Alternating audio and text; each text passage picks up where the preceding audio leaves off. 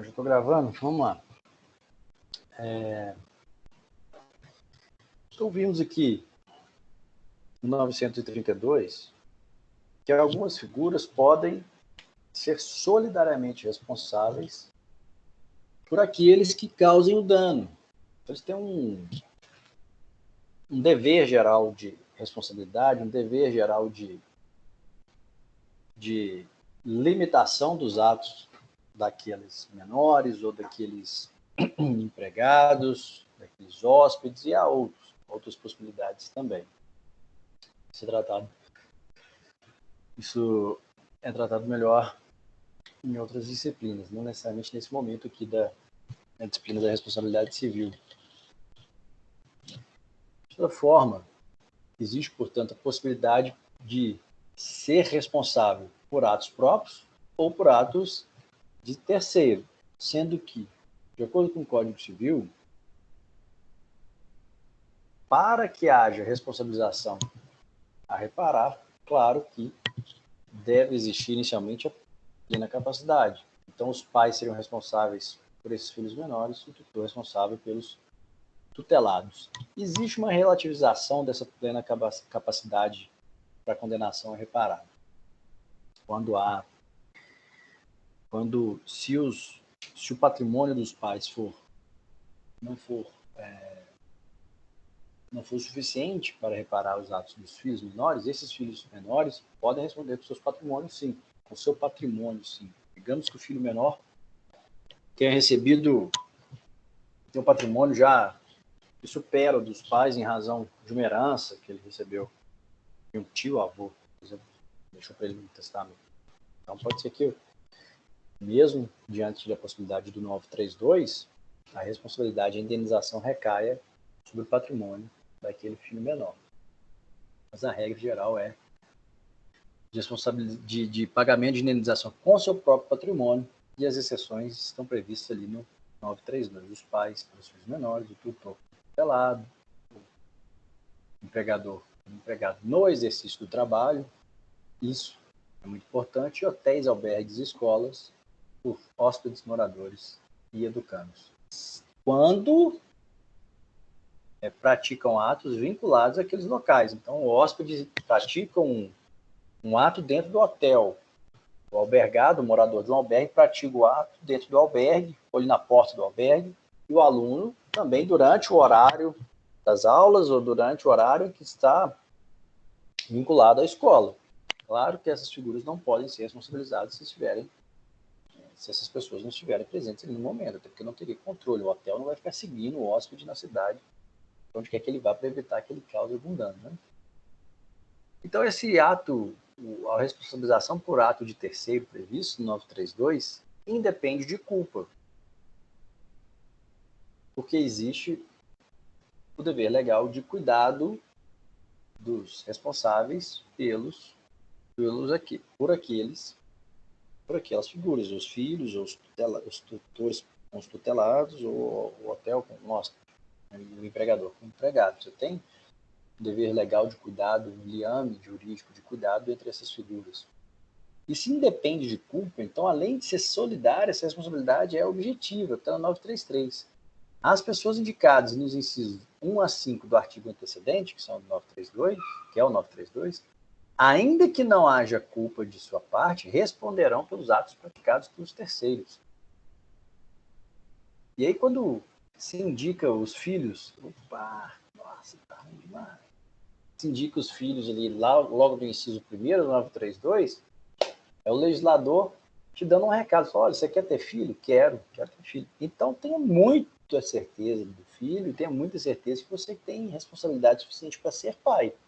Porque tudo que aquela pessoa fizer, tudo que aquele menor fizer, pode ter implicações diretas no seu patrimônio, porque você vai ser responsável solidário com ele, de acordo com o 932, e mais do que isso, você vai ser objetivamente responsável. Porque, se pensar bem, aqui no fundo, você não faz nada para ser responsável. Quem fez foi seu filho. Então, sequer existe uma conduta sua. Existe um erro ao não fiscalizar o filho, a não ser um pai presente. Então, ao prever isso no 932, inciso 1, o Código Civil, o legislador civil, fala para você, olha, você tem que ser um pai presente, porque se você não for um pai presente, inclusive, você pode ter repercussões drásticas no seu patrimônio. Então, vigie o seu garoto, esse pequeno diabinho, né? Esse pequeno ser aí irritante, dá uma fiscalizada nele, cansa ele, joga bola com ele, faz alguma coisa, mas não deixe ele atrapalhar os outros, senão você pode ser responsável. Portanto, como eu disse para vocês, os pais e os tutores podem ter responsabilidade solidária, e mais do que solidária, objetiva, mas uma regra no artigo 938 que é interessante, que fala o seguinte: os filhos, o patrimônio desses menores pode ser utilizado para pagamento das indenizações se os pais ou tutores não tiverem meios para tanto.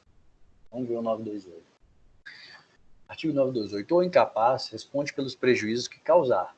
Se as pessoas por ele responsáveis não tiverem a obrigação de fazê-lo, pessoas por ele responsáveis não tiverem a obrigação de... Opa! Agora deu para acontecendo isso. Não tiverem obrigação de fazê-lo ou não dispuserem de meios suficientes.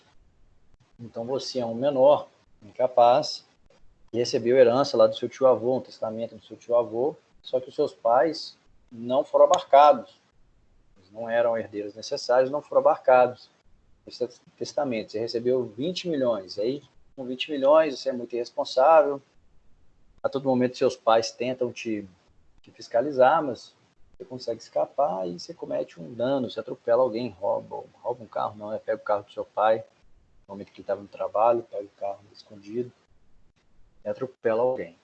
Óbvio que, inicialmente, até pela leitura do 928, as pessoas responsáveis inicialmente, que são os pais, responderão por esse direito à indenização. Mas se eles não têm meios, aí sim, o menor, o patrimônio do menor vai ser utilizado para responder pelos prejuízos causados.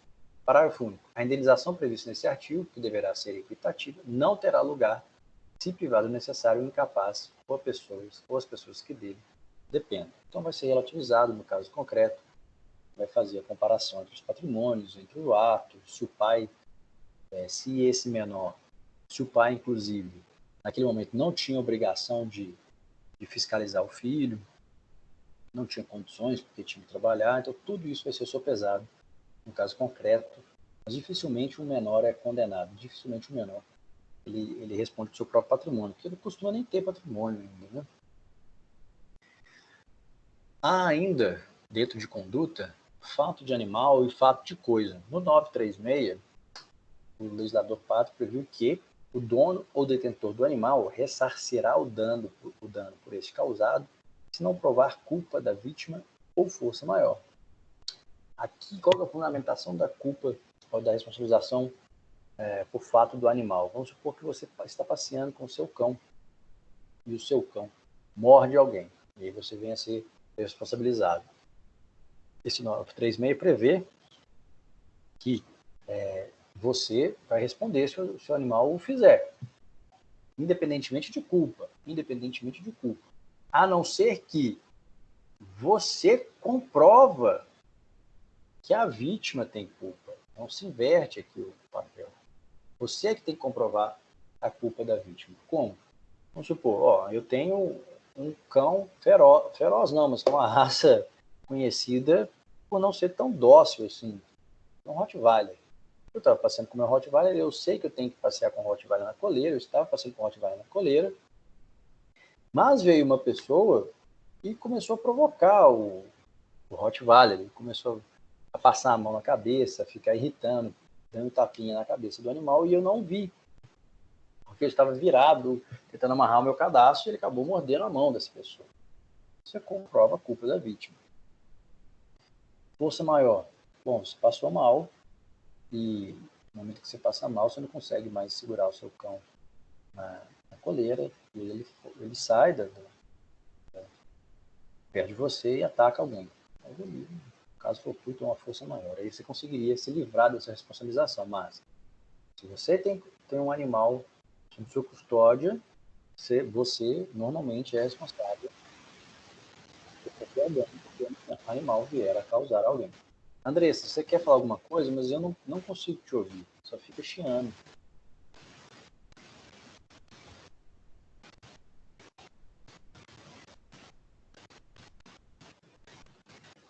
Não dá para te ouvir. Não estou te entendendo, não, só fica chiando.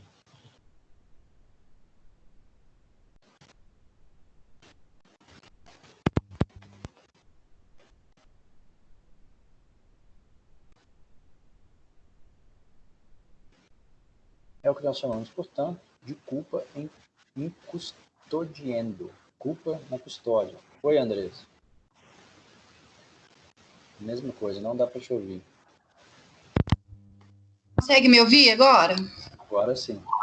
Tá, é porque eu tirei o fone. Deixa eu te fazer uma pergunta. Há pouco tempo, teve um caso, aí vai o cachorro era um cão de guarda. Uhum. E nesse caso, por exemplo, ele está ali para guardar o local, uma empresa, uma casa, por exemplo, e alguém pula ali, porque há pouco tempo teve um caso, um ladrão de uma pessoa que entrou dentro do galpão e o cachorro não mordeu, mas foi treinado para segurar ele ali até a polícia chegar. A polícia chegou, também não conseguiu entrar, tiveram que esperar o dono, o adestrador, sei lá. Nesse caso, o dono do animal, por exemplo, ele é responsável por qualquer coisa, por exemplo, o animal mordeu o indivíduo lá, o dono do estabelecimento, do local, o dono do cachorro, ele é responsável legalmente? Não. Para mim, se aplica aqui, se não provar a culpa da vítima. Ali a vítima Por exemplo, você culpada. tem placa lá avisando que o cachorro tem cachorro bravo, não sei o Existe algumas... É óbvio que no direito civil, você sempre vai analisar os interesses envolvidos e o objetivo dos seus atos. E aí tem lá as placas, cão bravo. É porque eu já vi condenação quando não tinha placa de aviso, e aí criança pula para pegar uma bola, vamos supor que cai lá. Teve um caso em São Paulo do menino com a pipa lá, que o vira-lata mordeu o menino, acho que até chegou, o menino acho que até faleceu. E aí pode ter a condenação se não tiver o aviso, mas ou então você consegue se livrar dessa responsabilização informando que é um caso fortuito ou uma força maior. Mas aqui, para mim, a culpa é clara da vítima. Uhum. Ainda mais um ladrão. Teve um caso que ainda é muito discutido, é o daquela criança no sul do Brasil que provoca o tigre. O tigre arranca o braço dela. E arranca o braço, isso. Na verdade, o tigre foi extremamente paciente quando você vê o vídeo. E para mim, a culpa ali se tem alguém culpado, é o pai. É o pai que deixou o menino entrar. O pai que sai de perto do menino, deixa o menino ali, ele já sabe que o menino... o menino, inclusive, deu uma entrevista falando que sabia que tinha errado. O menino. E aí o pai fala que ele é hiperativo. O vídeo é impressionante. Ele pula o cercado e ele agarra na grade do tigre e começa a passar a mão de um lado para o outro na grade e o tigre fica andando, até que uma hora que o tigre fica muito irritado e morde o menino. Mas o pai deixou aquele menino sozinho naquele local. Uhum. Tudo bem, o zoológico, ele deveria ter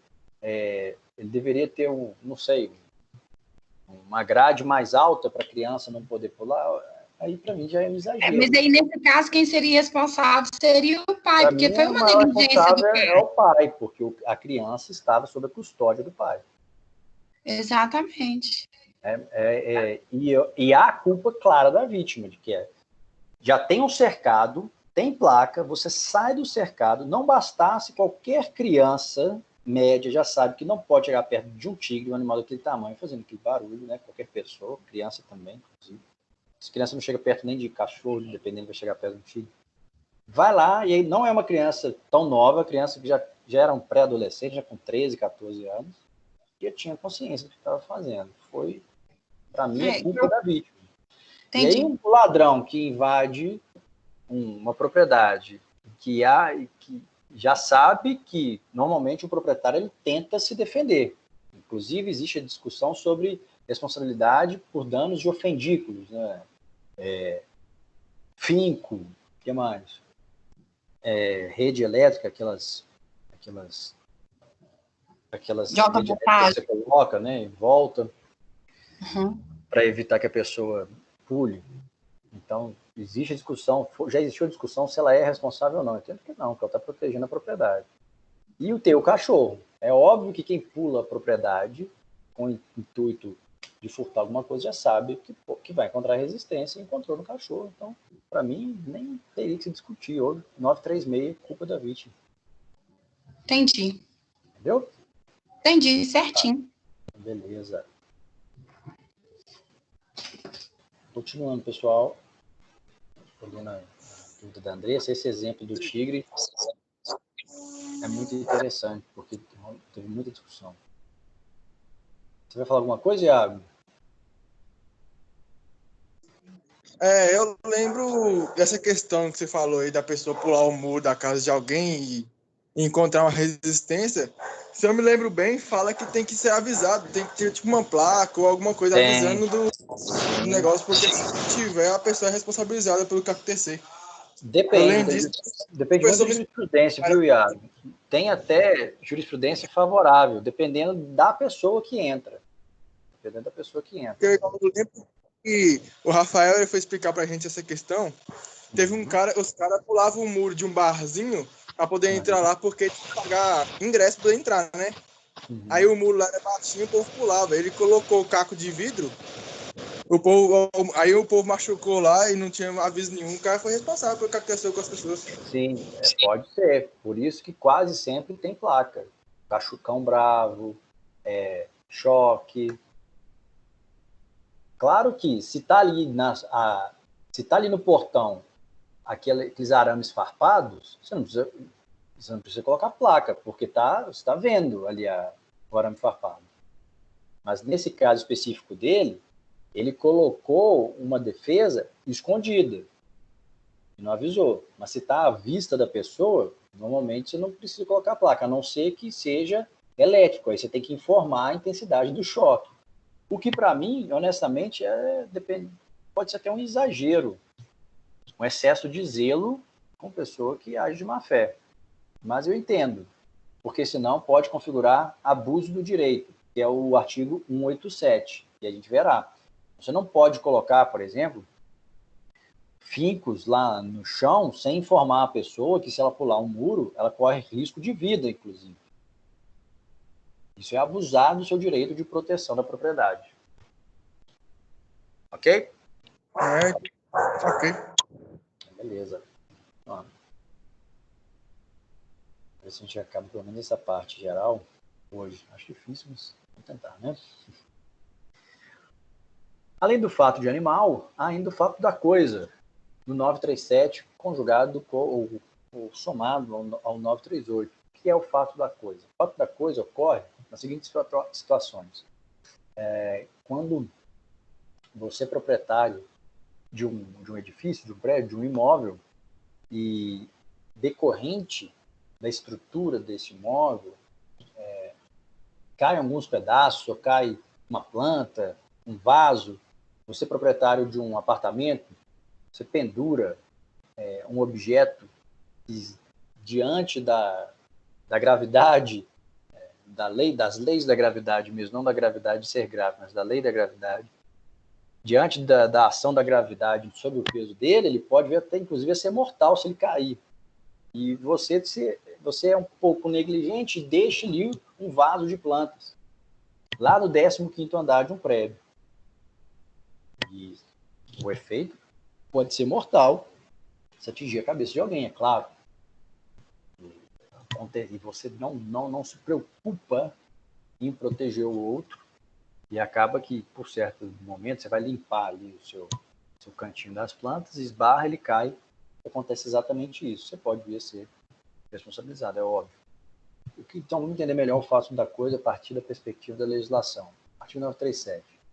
O dono de edifício ou construção responde pelos danos que resultarem de sua ruína, se essa provier de falta de reparos cuja necessidade fosse manifesta. Vamos supor, caem alguns azulejos no bom apartamento, e esses azulejos machucam, cortam as pessoas lá embaixo.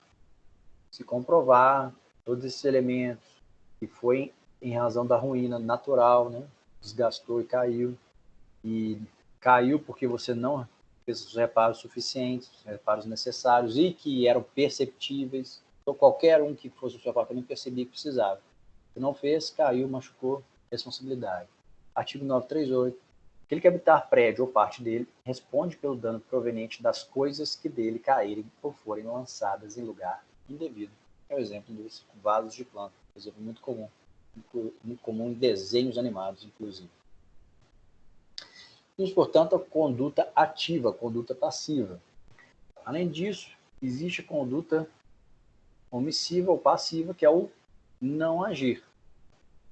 Quando se configura a responsabilidade civil diante de uma conduta omissiva ou de uma omissão, pode ser em razão de um dever jurídico de praticar determinado ato, e aí é uma omissão genérica, então, dever jurídico geral, não aquele dever jurídico específico de certas profissões, né? Que aí já é responsabilidade penal, é diferente. Prova de que a conduta não foi praticada, então alguém comprova que você não praticou aquela conduta, e demonstra-se que se você tivesse realizado aquela conduta, não teria ocorrido dano. Um exemplo, eu vou vender um veículo, e entre as pessoas que realizam negócios jurídicos, como nós vimos, prevalece o princípio da boa-fé. E decorrente da boa-fé, sobrevém também esses deveres anexos, deveres laterais de conduta. O maior deles é o dever de informação. Você tem que fornecer todas as informações possíveis que você detenha sobre aquele bem para o outro que o adquire. E você sabe, quando você vende um veículo, que o freio não está muito bom, que já está na hora de trocar a pastilha de freio, ou então que os pneus estão precisando ser trocados, mas trocar o pneu é muito caro. E a pessoa que vai comprar, provavelmente ela vai perceber que precisa trocar o pneu, e ela deu uma olhadinha no carro, muito rápida, mas ela já deve ter percebido que precisa trocar o pneu e você acha que não vai ter problema nenhum. Bom, você não troca esse pneu, vende o carro para a pessoa se envolve no acidente, e aí comprova-se que o acidente só ocorreu porque o pneu deveria ter sido trocado e você pode ser responsabilizado. A pessoa ajuiza uma ação contra você, alegando que se deveria ter informado que precisava trocar o pneu. Vai ser discutido se realmente você tem responsabilidade. Será que ela também, a pessoa que adquiriu, não foi negligente? Será que só você que foi negligente? Então esse vai ser o debate no Poder Judiciário. Mas, de alguma forma, ela consegue demonstrar que, se tivesse pneus novos, ela teria conseguido evitar o acidente. Melhor do que o pneu, eu acho que é o exemplo da pastilha de freio, porque aí quem tinha ciência de que precisava trocar o freio era você. Aquela pessoa ainda não tinha dirigido o carro, não sabia da pastilha de freio, primeira vez que ela compra um veículo, uma pessoa jovem, e você não a informa que precisava trocar. Ela compra o carro, ela mora, vamos supor, lá em Caeté. Comprou o carro de você aqui em BH, veio buscar, e na estrada, para Caeté, ela sofre um acidente, porque teve um problema no freio. E você não a informou da necessidade de trocar o freio. Você pode ser responsabilizado? Claro, sem dúvida, você pode ser responsabilizado, porque você tem o dever de informar esse possível defeito, essa possível necessidade de reparação no veículo. Então, existe o dever jurídico de não se omitir. E ele pode decorrer de lei, né? Pode ser imposto pela legislação ou pelo contrato, pode ser convencional. Quando que ele vai ser imposto por lei, ou exemplos de dever jurídico de não se omitir decorrentes da lei? O dever de prestar socorro às vítimas de acidentes, que é imposto a todos os condutores de veículos, e deveres específicos para certas categorias profissionais, médicos, bombeiros, militares, mas é penal já, né? Não é a responsabilidade pode ser penal, nem é além da responsabilidade civil. E o dever convencional de não se omitir é o dever de guarda. Então, quando você realiza o contrato, que você se torna o responsável pela guarda de certo objeto, um dever de vigilância, que você contrata como empresa de vigilância, um dever de custódia, que o banco tem em relação aos seus bens que estão lá no banco. O banco também tem o dever de guardar o seu dinheiro. Na verdade, o banco tem esses três. Então, quando há um assalto e roubam o seu dinheiro, o banco não pode descontar aquele valor da sua conta. Ele é que é responsável, ele que tem o dever de guarda, de vigilância e de custódia do seu patrimônio, dos seus bens mais preciosos. Bom, culpa ou dolo. Essa conduta humana, como nós vimos, ela pode ser culposa ou dolosa, está aqui no artigo 186. Aquele por ação ou omissão voluntária, negligência ou imprudência, precisamos incluir aqui a imperícia, violar direito e causar dano a outrem, ainda que exclusivamente moral, comete ato ilícito. Vamos começar pela ação dolosa. O que é essa ação dolosa? Dolo, de acordo com o Carlos Alberto Gonçalves, é a violação deliberada, intencional do dever jurídico. É a violação consciente, é a violação em que aquele que a pratica sabe das consequências, está consciente das nefastas consequências no patrimônio jurídico do outro. Consiste na vontade de cometer uma violação de direito e a culpa na falta de diligência. Então, Carlos Alberto Gonçalves já faz, inclusive, a distinção. Há uma vontade específica de lesar o outro no dolo, e na culpa não. Você acaba lesando por não ser diligente, por não ser prudente, por não estar dirigindo, por exemplo, com perícia, ou por ter sido negligente, por ter esquecido de agir com maior diligência. Tá? No direito civil, diferentemente do direito penal, não nos importa se esse dolo é o dolo eventual, dolo não eventual, préter-dolo, outros tipos de dolo. Na verdade, nem faz tanta diferença para fins de indenização se é dolo ou se é culpa. O que vai determinar a extensão da indenização é justamente a extensão do dano.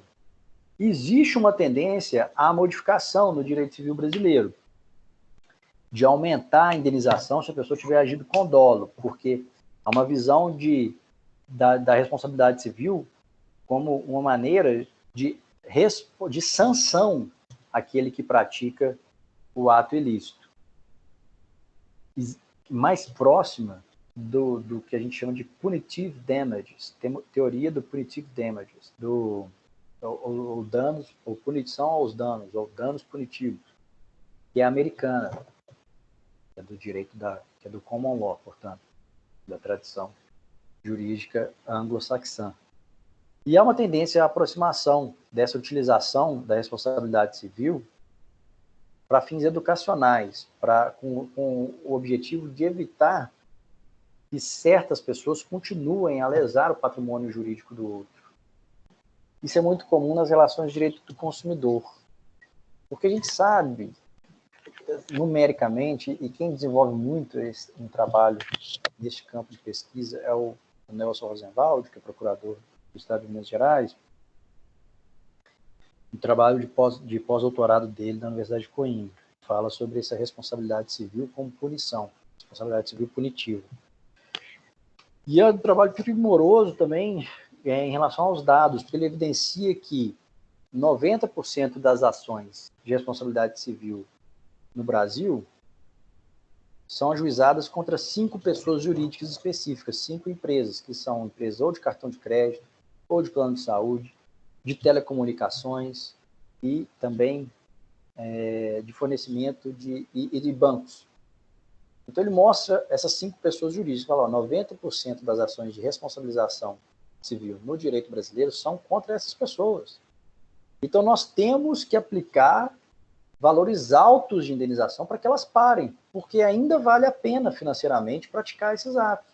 Por que vale a pena financeiramente? Porque são poucas as pessoas que buscam a responsabilidade civil. Então, vamos supor que o plano de saúde ele tem a obrigação de liberar o tratamento ou aquele procedimento médico, mas ele não libera em cima da hora, a pessoa fica comprometida, a sua saúde comprometida, há desobediência à legislação civil, há desobediência ao contrato, e a cada 5 casos semelhantes, apenas uma pessoa ajuiza a ação, e normalmente a condenação não é tão alta, então vale a pena ofender a legislação. Vale a pena para essas empresas continuar praticando atos contrários à lei e contrários aos contratos, porque poucas buscam a responsabilização civil. Por isso, o professor Nelson Rosenwald fala que deveria restar configurado o dolo, já que é um ato sistemático, e se há dolo, a responsabilidade deveria ser mais alta, deveria ser uma indenização mais alta, porque é repetido. É um modus operandi, a maneira como elas operam no mercado. Isso ofende, inclusive, o direito econômico, o direito do consumidor. Então, a responsabilidade para o Nelson Rosenwald teria que ser, o dano, ou indenização, perdão, tinha que ser mais alta. Mas então vai acabar acontecendo o enriquecimento sem causa daquele que recebeu a indenização mais alta dessas pessoas? Não. Porque você pode utilizar um valor para essa pessoa e o restante do valor vão para fundos. Por exemplo, para um fundo de recuperação ambiental, um fundo de investimento nos órgãos de defesa do consumidor e por aí em diante. Então, há agora uma discussão sobre o papel do dolo no aumento das indenizações. E o professor Nelson Rosenwald tem um trabalho muito interessante, não só do dolo, mas da repetição dos atos sistematicamente por certas pessoas. Eu tenho certeza que qualquer um de nós aqui já teve problema ou com empresa de telefonia, ou com empresa de televisão, ou com empresa de internet, ou com banco, cartão de crédito, mesmo que seja ficar te ligando para oferecer produto, né? A bateria está acabando.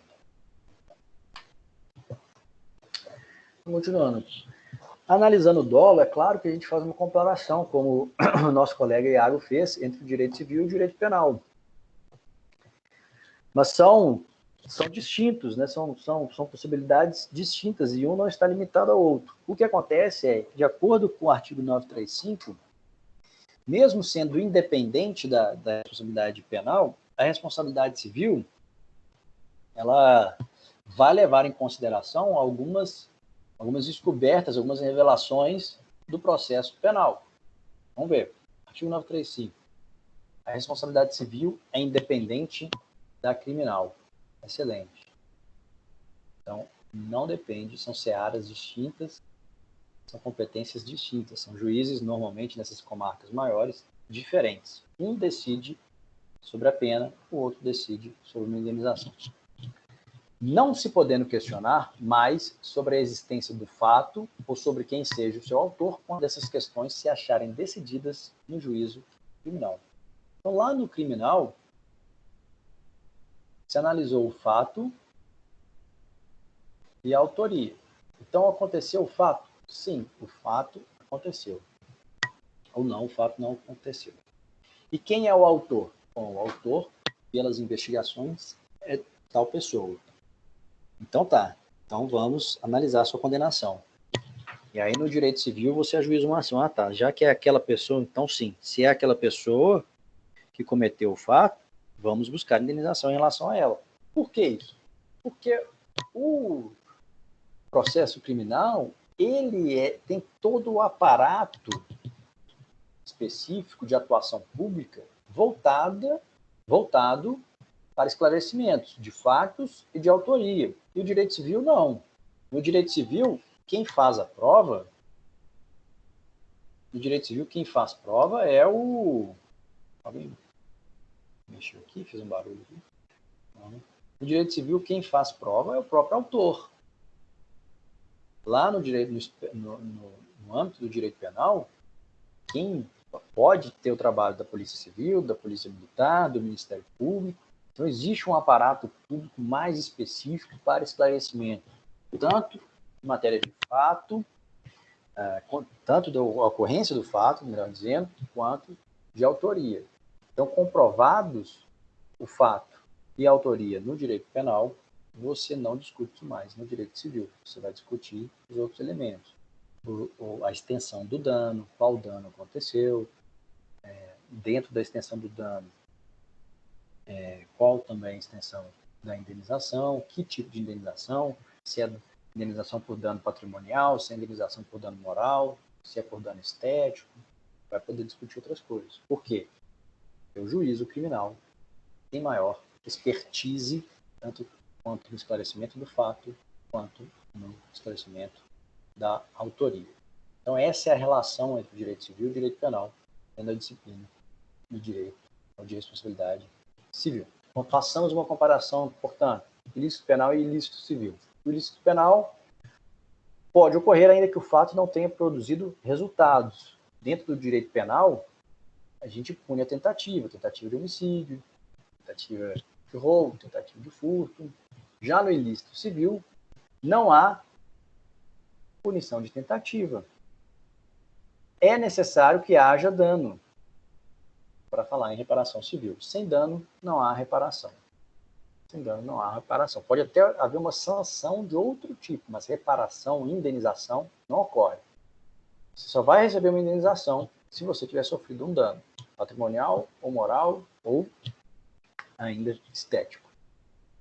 No ilícito penal, nós temos penas restritivas de liberdade, pena restritiva de direitos, pena privativa ou restritiva de liberdade ou de direitos. Aqui a pena é pecuniária. E, na verdade, no ilícito civil, o que a gente vê dentro da responsabilidade civil é que a preocupação da disciplina, do legislador, dos jurisconsultos, é atribuir uma natureza de responsabilidade, uma natureza, na verdade, reparatória à responsabilidade civil. Nem é uma natureza de sanção ou de pena. Nós mudamos a visão. Nós saímos de uma visão da responsabilidade civil muito sancionatória, muito punitiva ao autor, para nos preocupar com a vítima. Nós mudamos o nosso foco para a vítima dentro do direito civil.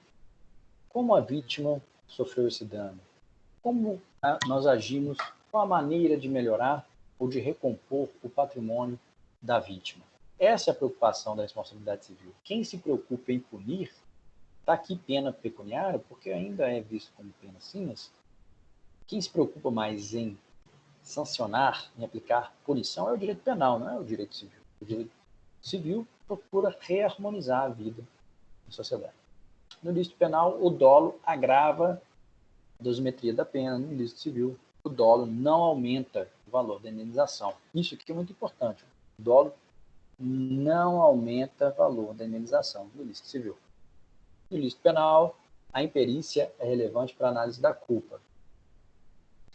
Aqui no ilícito civil, imperícia, tanto quanto negligência ou imprudência, está abarcada pela análise da culpa. Então, é irrelevante se é imperícia, se é negligência, se é imprudência. O que importa é se teve culpa. Tanto faz, qualquer um dos três. Aqui, imperícia, um pouco no penal, também é mais relevante do que a negligência ou que a imprudência. A imperícia é pior. No ilícito civil, não. Tá bom? Então, o que é a ação culposa, já que estamos falando de culpa ou dolo? Você pode ler para a gente, Iago?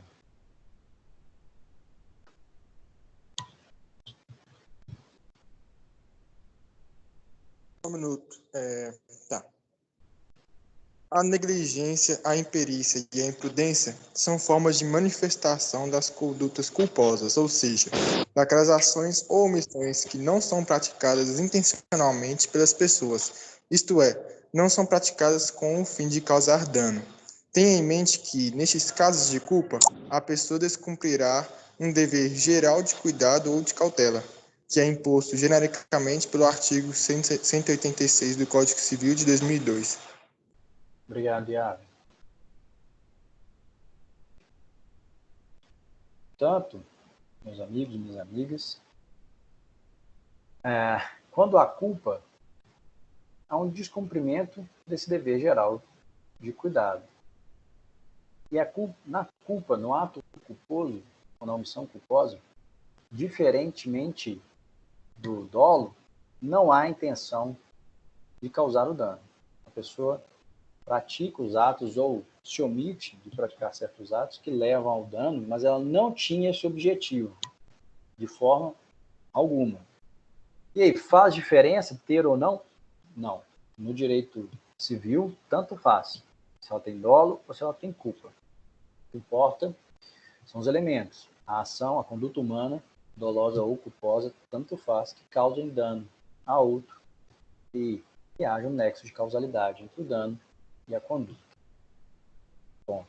Como vimos agora no quadro comparativo, no direito penal, uma ação dolosa, o dolo é punido mais severamente. Aqui no direito civil, não há essa distinção. No mínimo, uma conduta omissiva, que é deixar de fazer algo, é se omitir, não houve observância pelo autor do dever de cautela. Então, quando você é negligente, vamos lá, quando você é negligente, você age de uma maneira omissiva.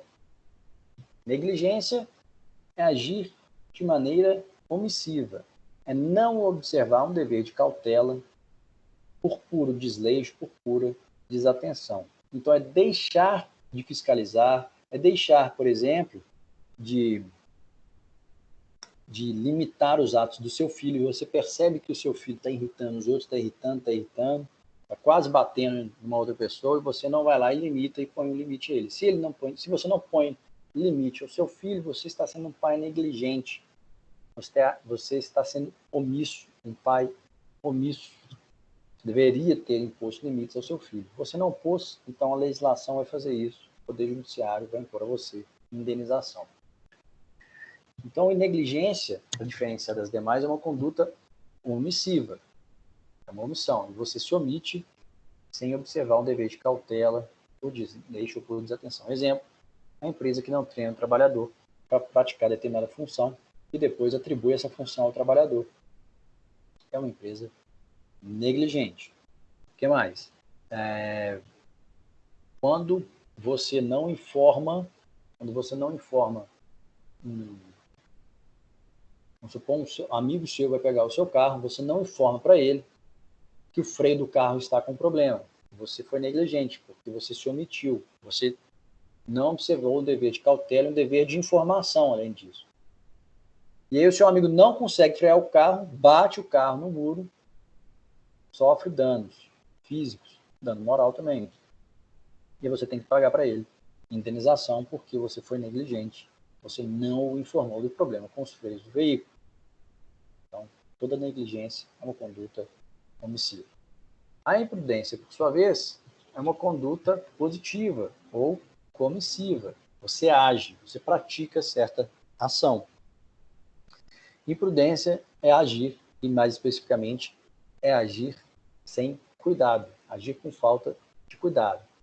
A título de exemplo, estamos aqui na Avenida Prudente de Moraes, tem um limite de velocidade, você não respeita o limite de velocidade, acelera o carro e, ao acelerar o carro, quando você tem que fazer uma curva, você não consegue porque está em alta velocidade, faltou cuidado para você, faltou observar o dever de cuidado, e aí você capota o carro, atingindo outras pessoas.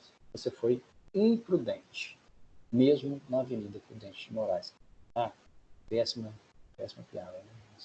Tive que fazer. Imperícia. Imperícia também é uma ação, também é um ato positivo, uma ação positiva, e é tentar fazer algo sem a qualificação daquilo, ou sem o treinamento para desempenhar aquelas funções. Exemplo, um médico que realiza intervenções cirúrgicas sem habilitação para tanto. Ele não fez especialização, ele não fez a residência em cirurgia, não fez especializações acadêmicas necessárias para se chamar cirurgião, para se qualificar como cirurgião. Mas ele se qualifica como cirurgião porque sabe para ganhar muito dinheiro e passa a fazer intervenções estéticas, implantes, botox, mas ele não tem especialização para aquilo. Ele é imperito.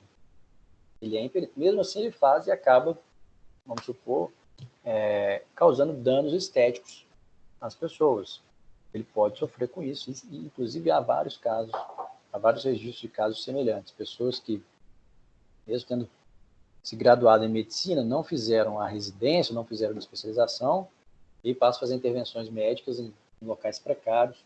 Muitas vezes pode levar até a morte dos pacientes. Claro que ele vai ser responsabilizado, tanto penalmente quanto civilmente. E dentro do direito civil, ele praticou um ato culposo, e mais especificamente, por imperícia. Há aqui um quadro comparativo, vamos ver um exemplo interessante. Você pode ler, Iago?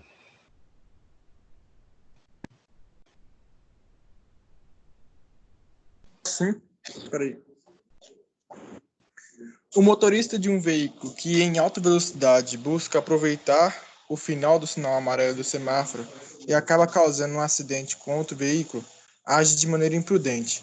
Por outro lado, quando o motorista, mesmo sabendo que os freios do carro estão falhando, deixa de realizar a manutenção, e disso resulta um atropelamento, estando diante da negligência. Ainda, e já sobre a imperícia, imagine uma situação em que um médico, durante um procedimento cirúrgico, executa seu trabalho de maneira imprecisa, sem adotar a precisão técnica necessária. Nesses 3 casos, estamos diante de modalidade de condutas culposas, não dolosas.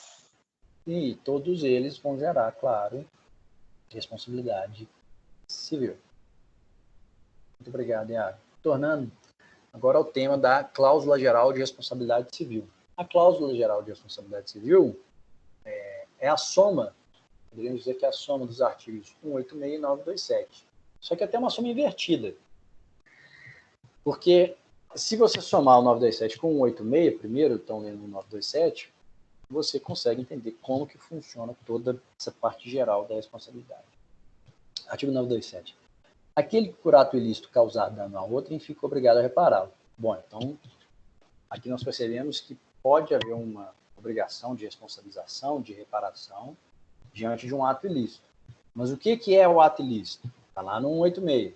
Então, o 186 fala o seguinte: aquele que, por ação ou omissão voluntária, negligência ou imprudência, é imperícia também, violar direito causado a dano a outrem, ainda que exclusivamente moral, comete ato ilícito. Então, se comete ato ilícito e causa dano, fica obrigado a reparar. E o que é o ato ilícito? É ação ou omissão voluntária, negligência ou imprudência, que viola direito e causa dano a outrem. Pronto. Somados o 927 com o 186, nós temos o que a doutrina chama de cláusula geral de responsabilidade civil. Vamos fazer algumas questões para fixação. Vamos lá. Essa questão foi do 25º exame da OAB de 2018. Relator Iago, tudo pronto aí? Vamos ver se vocês vão conseguir responder. Sim, estou pronto. Tá ler? Pode, vai lá. João, empresário individual, é titular de um estabelecimento comercial que funciona em loja alugada em um shopping center movimentado. No estabelecimento trabalham o próprio João como gerente, sua esposa como caixa e Márcia como uma funcionária contratada para atuar como vendedora. Certo dia, Miguel, um fornecedor de produtos da loja, quando da entrega de uma encomenda feita por João, foi recebido por Márcia e sentiu-se ofendido por comentários preconceituosos e discriminatórios realizados pela vendedora. Assim, Miguel iniciou com uma ação indenizatória por danos morais em face de João. A respeito do caso narrado, assinale a afirmativa correta. Tá, não vamos ver as alternativas, mas deixa eu ver. A Gabriela está aqui ainda? Aí, Gabriela. Oi, professor. Eu acho que você já me fez 2 comentários ou 2 perguntas envolvendo shopping center durante as nossas aulas ainda, né? Sim. Você trabalha em shopping? Tem loja em shopping? Eu trabalhei na Ou já trabalhou? Boulevard Shopping por 3 anos e meio. Você já viu alguma situação semelhante?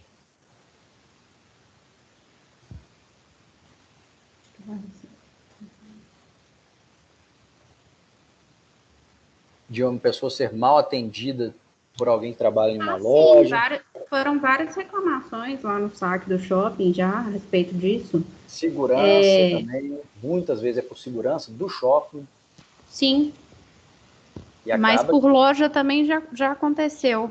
E qual era o resultado? Se tinha alguma preocupação do shopping, entrar em contato? O shopping tentava entrar em contato, advertir a loja, fazia advertência formal em algumas situações mais relevantes e tentava contornar com o cliente para não chegar às vias de fato, né? Às vezes tentava até algum mimo, algum benefício para o cliente para tentar reverter essa situação. Sim. Porque como é shopping center, você tem 2 pessoas jurídicas e uma pessoa física. A pessoa física, que é o atendente, como ele está vinculado à loja, ele está ali no momento do seu trabalho, a gente já viu pelo 932 que o empregado pode ser responsabilizado, quer dizer, que a empresa pode ser responsabilizada pelos atos do empregado durante o trabalho. Sim.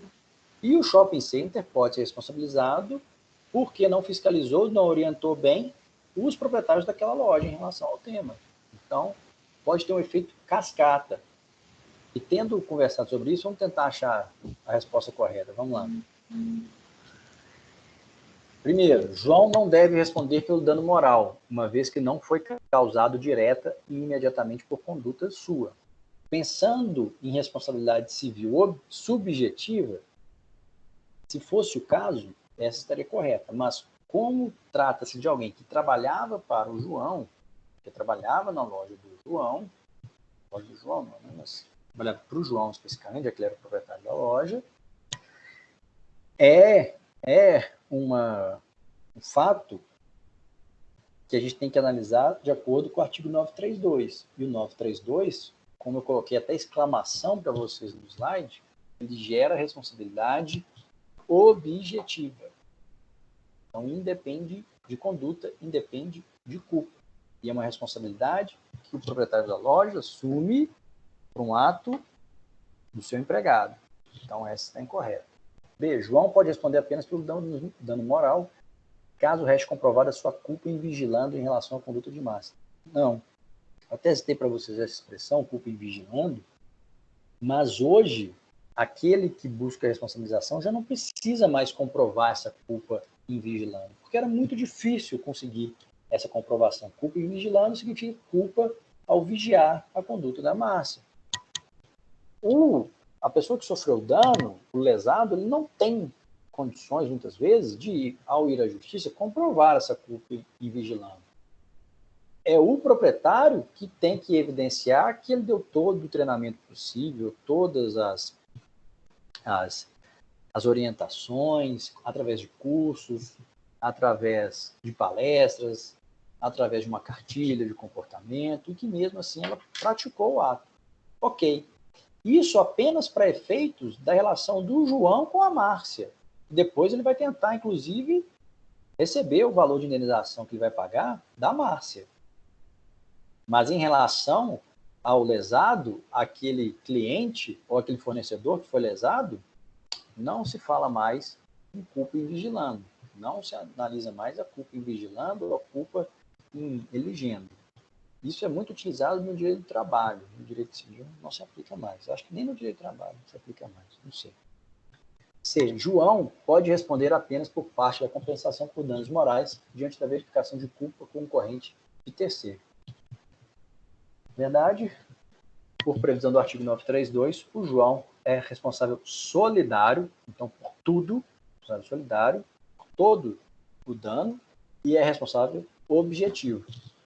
Se ele quiser buscar uma compensação, o João, depois da Márcia, aí é um outro momento. Ele pode até ajuizar uma ação de regresso contra a Márcia, mas em relação a quem ele sofreu dano, não. Ele não pode alegar que vai pagar a sua parcela. Portanto, só sobrou a letra D. Vamos ver a letra D. João deve responder pelos danos causados, não lhe assistindo a alegar culpa exclusiva de terceiro. Claro que ele não pode alegar essa culpa exclusiva, porque como proprietário da loja, está previsto lá no 932, ele é obrigado a indenizar. Bom, vamos fazer mais uma questão. Vai lá, Iago, por favor. Juliana, por meio de um contrato de compra e venda, adquiriu de Ricardo, profissional liberal, um carro seminovo, 30.000 km, da marca Y pelo preço de R$24.000. Ficou acertado que Ricardo faria a revisão de 30 km no veículo antes de entregá-lo para Juliana, no dia 23 de janeiro de 2017. Ricardo, porém, não realizou a revisão e omitiu tal fato de Juliana, pois acreditava que não havia qualquer problema, já que, aparentemente, o carro funcionava bem. No dia 23 de fevereiro de 2017, Juliana sofreu um acidente em razão de defeito no freio do carro, com a perda total do veículo. A perícia demonstrou que a causa do acidente foi falha na conservação do bem, tendo em vista que as pastilhas de freio não tinham sido trocadas na revisão de 30 km, o que era essencial para a manutenção do carro. Considerando os fatos, assinar a afirmativa correta. Vamos ver qual que é a afirmativa correta. Acho que, inclusive, eu dar um exemplo aqui na sala de aula, durante a aula, de situação semelhante. Bom, para a primeira alternativa, o Ricardo não tem nenhuma responsabilidade pelo dano sofrido por Juliana, tendo visto que o carro estava aparentemente funcionando bem no momento da tradição. Não importa se aparentemente estava funcionando bem. Ele tinha uma obrigação. As partes acordaram que o Ricardo deveria fazer aquela revisão, aquela manutenção. Aqui, ó, ficou acertado que o Ricardo faria a revisão de 30 mil quilômetros. O Ricardo, porém, não realizou a revisão e omitiu tal fato de Juliana. Então, ele descumpriu tanto uma obrigação contratual, que era realizar a revisão, quanto ele também ofendeu o dever de informação, o dever de cuidado, um dever anexo, essas figuras anexas da boa-fé, ofendendo o princípio da confiança, que decorre do princípio da boa-fé objetiva. Então, o Ricardo, obviamente, tem responsabilidade pelo dano sofrido pela Juliana. E ele foi omisso. Se ele foi omisso, provavelmente houve, a gente falaria que houve negligência. B. Ricardo deverá ressarcir o valor das pastilhas de freio, nada tendo a ver com o acidente sofrido por Juliana. Já vimos que foi comprovado que o acidente só ocorreu pelo problema no freio.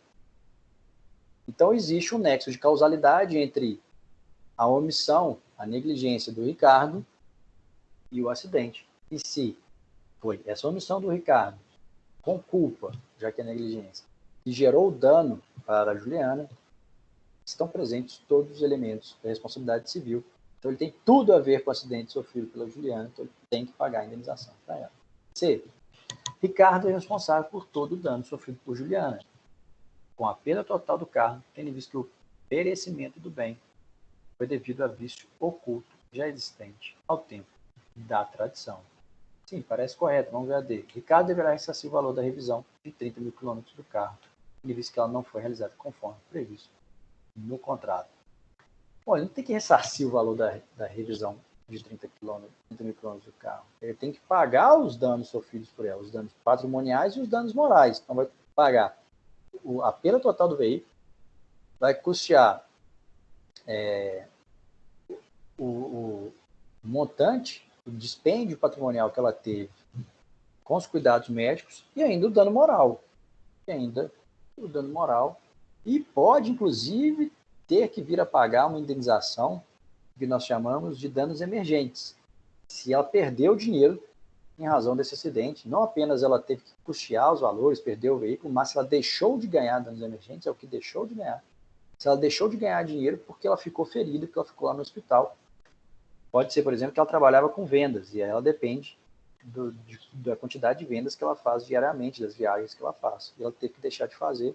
Se ela comprovar em juízo que ela deixou de receber esse valor, o Ricardo também, inclusive, pode vir a pagar o que nós chamamos de danos emergentes, que a gente vai ver melhor na próxima aula. Então, o Ricardo é responsável por todo o dano sofrido por Juliana. A perda total do carro, tendo visto que o crescimento do bem foi devido a vício oculto, já existente ao tempo da tradição.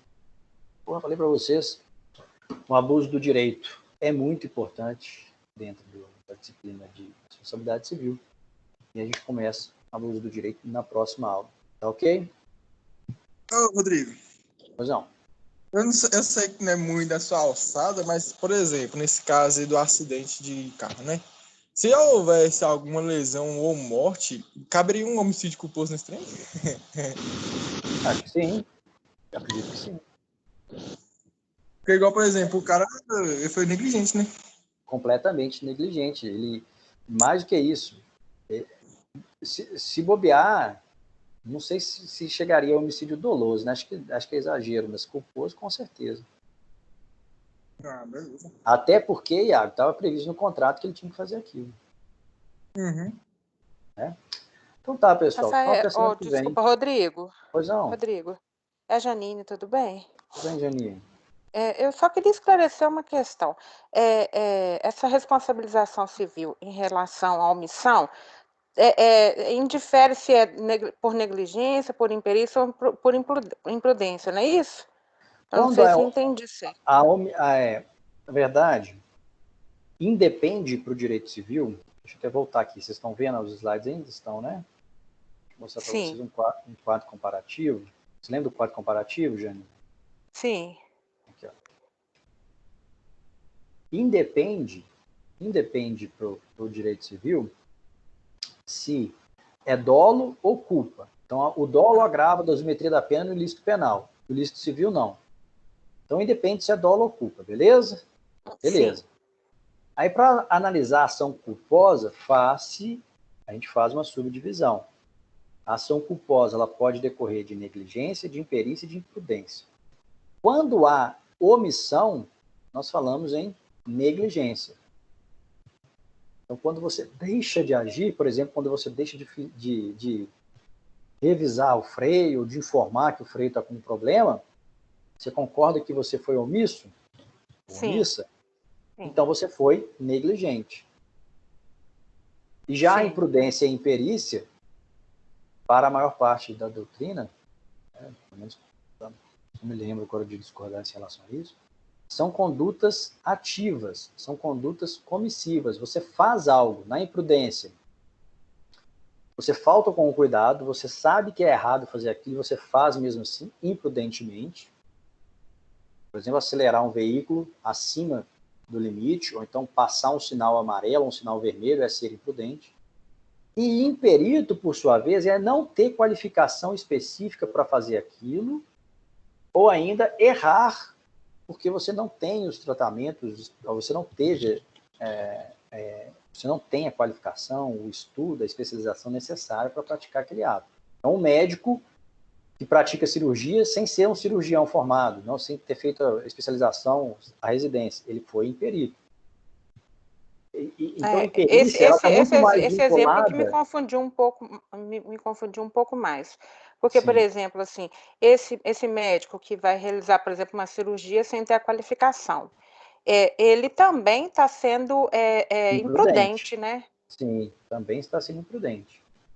Só que mais do que isso, a imperícia, como ela é mais específica, porque ela está vinculada normalmente com os profissionais liberais e com a prática de atos profissionais.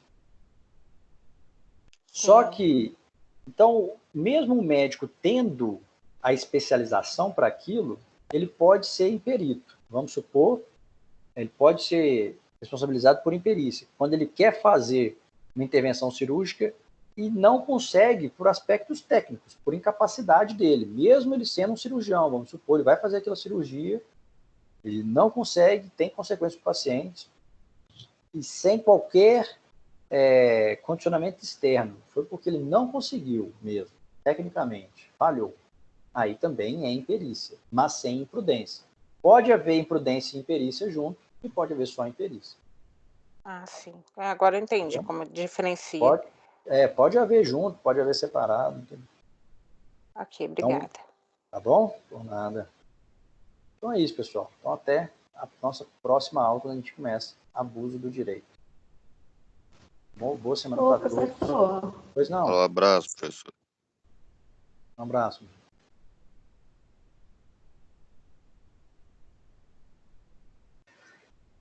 Quem falou alguma coisa? Foi a Gabriela?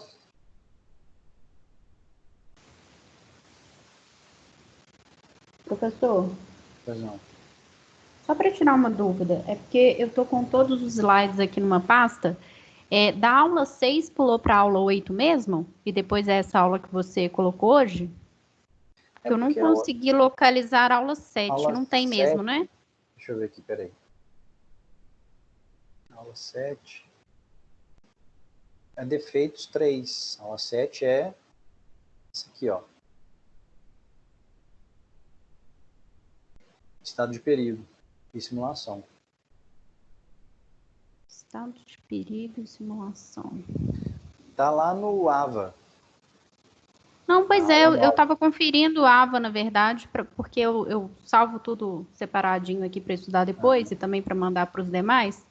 Eu não localizei, mas eu vou dar mais uma olhada. Essa de hoje está na aula 10 E a... Não, essa 7 é simulação e fraude contra credores?